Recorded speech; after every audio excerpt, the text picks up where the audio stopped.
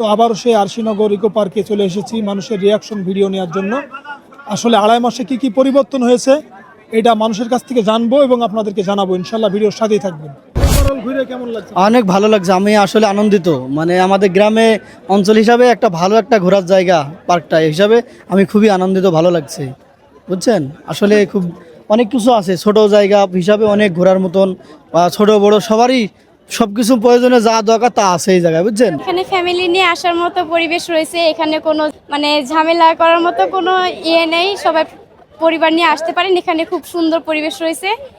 আর আমার নাম মোসাম্মদ সাদিয়া নাসরিন, আমি মাঝদিয়ার থেকে আসছি। অনেক সুন্দর লাগছে, এখানে ফার্স্ট আসছি, খুবই ভালো লাগছে। কোথা থেকে আসছেন আপনি? আমি দৌলতপুর মানিকদের গ্রাম থেকে আসছি। তো মোটামুটি এখানে ফ্যামিলি নিয়ে ঘুরতে আসা যায় কিনা? হ্যাঁ, ফ্যামিলি নিয়ে ঘুরতে আসা যায়। কার সাথে আসছো? বাবার সাথে কোথায় আসছো?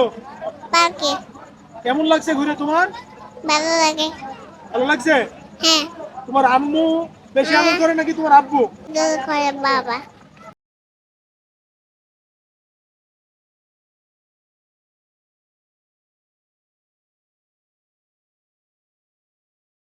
শ্রীনগর ইকো পার্ক আসলে খুব সুন্দর একটা পরিবেশ জায়গা করেছে।